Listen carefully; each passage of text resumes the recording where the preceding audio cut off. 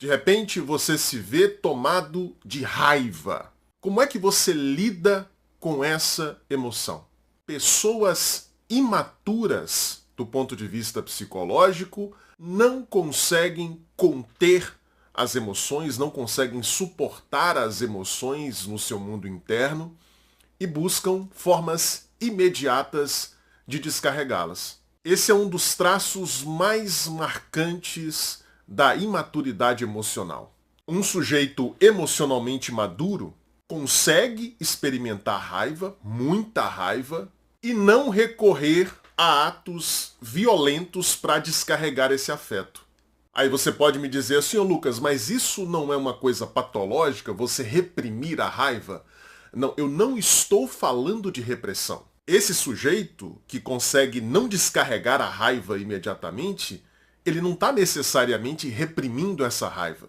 A raiva está lá, consciente. Repressão significa levar aquilo em questão para o inconsciente. Significa deletar, digamos assim, entre aspas, aquele conteúdo da consciência. Quando você reprime, você nem percebe que está reprimindo.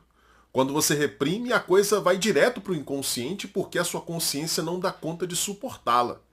O sujeito que consegue segurar a raiva, que consegue se conter, ele não está reprimindo. Ele experimenta a raiva. A diferença é que o sujeito emocionalmente maduro, ele possui força psíquica suficiente para aguentar o tranco daquela raiva e de outros estados emocionais negativos. Força psíquica suficiente. Eu sei que esse vocabulário talvez possa parecer estranho para alguns de vocês, mas sim, existe a força física, aquela que você inclusive consegue aumentar fazendo, por exemplo, musculação, exercitando o seu corpo, mas existe também uma força psíquica que varia de pessoa para pessoa.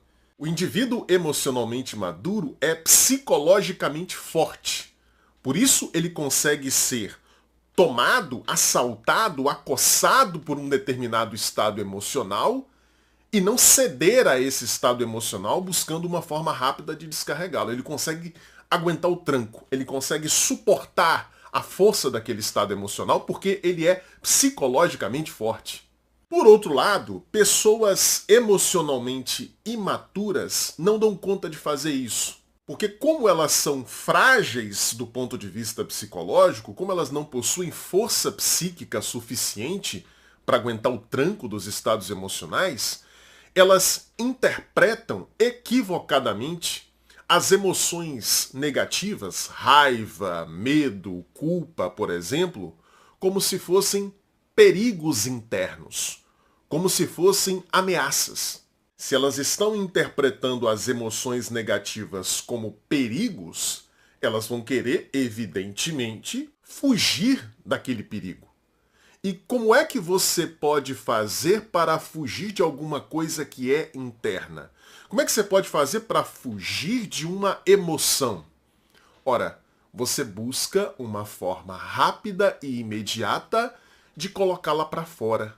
Ou seja, de fazer com que aquilo que você está interpretando como um perigo seja jogado para o lado de fora. Porque se estiver do lado de fora, não está mais dentro de você, portanto você está a salvo. É este o raciocínio inconsciente implícito que está presente no psiquismo de pessoas emocionalmente imaturas. É por isso que essas pessoas tipicamente recorrem a atos impulsivos, ou seja, a comportamentos que não são muito pensados, que não são muito planejados, que simplesmente acontecem.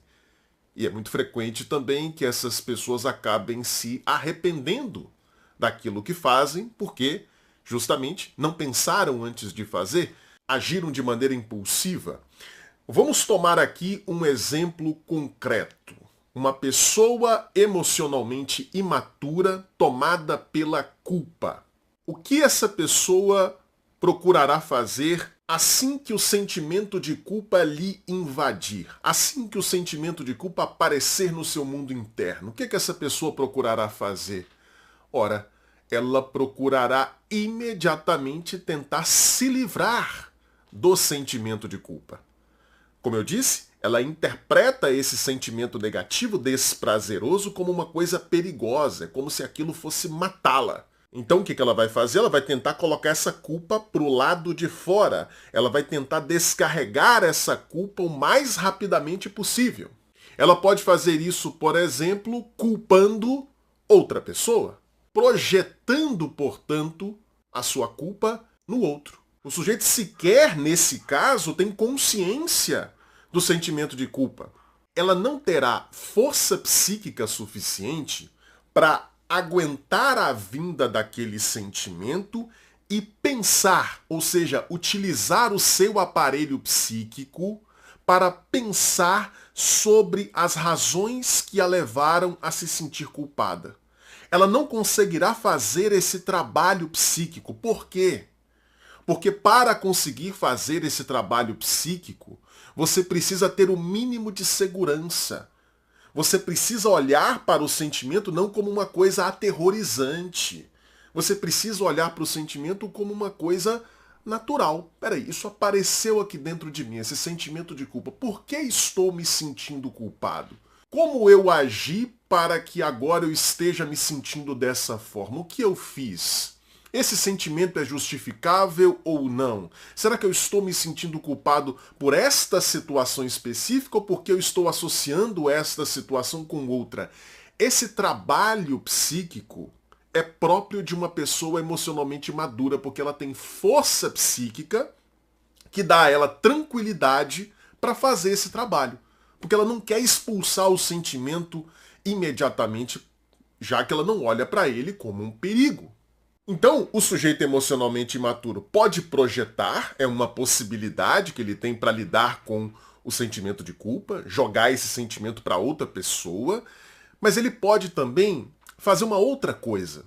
Ele pode tomar uma série de decisões precipitadas, por exemplo, ir imediatamente pedir desculpas para a pessoa em relação à qual o sujeito se sente culpado, sem mesmo pensar se o sentimento de culpa é justificável ou não. Ele pode ir lá e pedir desculpas para a pessoa e dizer para a pessoa, olha, o que você quiser que eu faça para me redimir, estou disposto a fazer. Ele pode começar a tomar uma série de atitudes precipitadas, impulsivas. Por quê? Não porque ele esteja de fato arrependido, pensou bastante, refletiu, falou, realmente eu pisei na bola com aquela pessoa, eu fiz uma coisa que eu não deveria ter feito, então agora estou arrependido, quero reparar o dano que causei, então vou lá. Não, não, não, não. Não se trata desse processo de arrependimento maduro, não. Esse indivíduo vai buscar fazer tudo o que o outro quer, vai pedir desculpas imediatamente, vai tentar de alguma forma se redimir imediatamente porque ele não suporta o sentimento de culpa. Porque como ele é emocionalmente frágil, ele não dá conta de suportar aquilo. Ele quer descarregar, ele quer se livrar da culpa o mais rápido possível. Metaforicamente, agora vem aqui uma metáfora para você entender isso com muita clareza. Metaforicamente, é como se no momento em que a emoção negativa vem, ele tira as mãos do volante da sua vida e entrega esse volante para a criança traumatizada, machucada, confusa que ele foi e que ele continua sendo.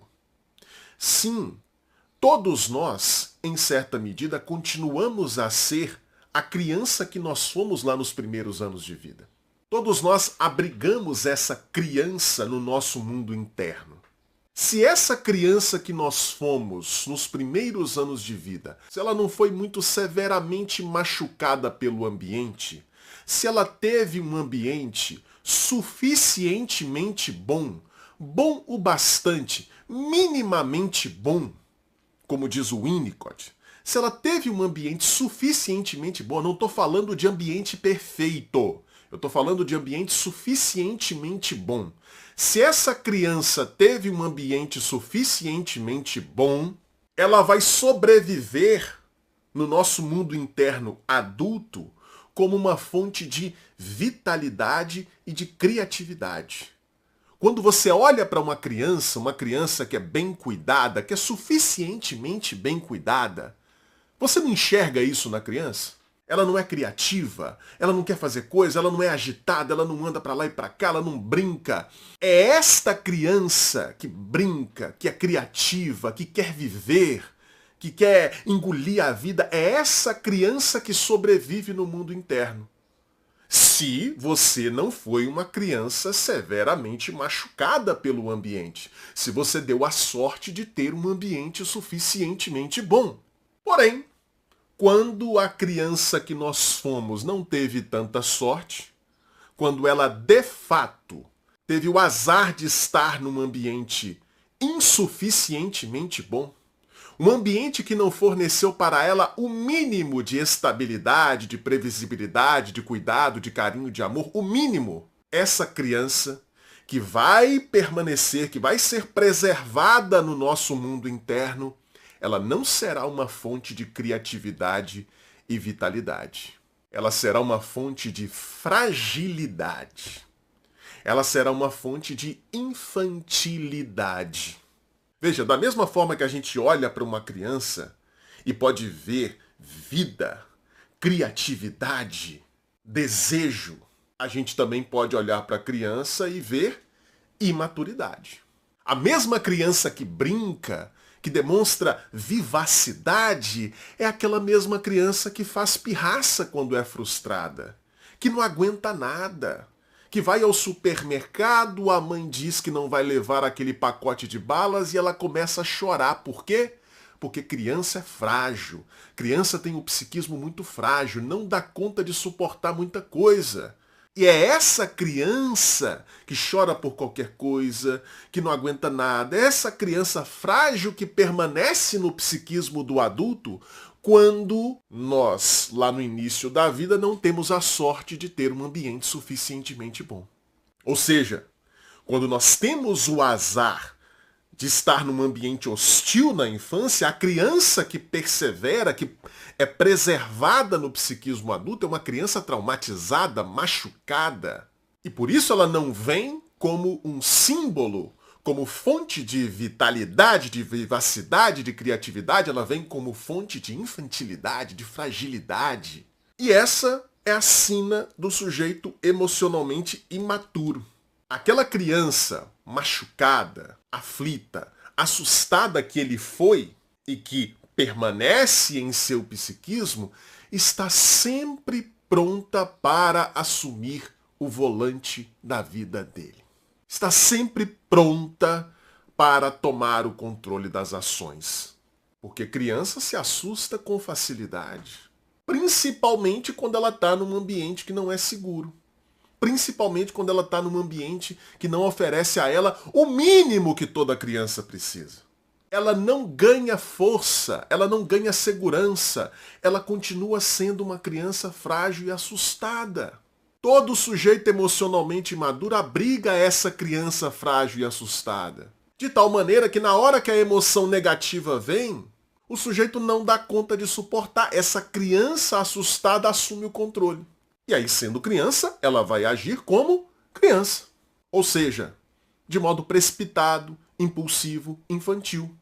Aí você me ouve falar isso, você olha para essa descrição que eu acabei de fazer aqui para você, e diz assim: Lucas, eu acho que eu sou assim.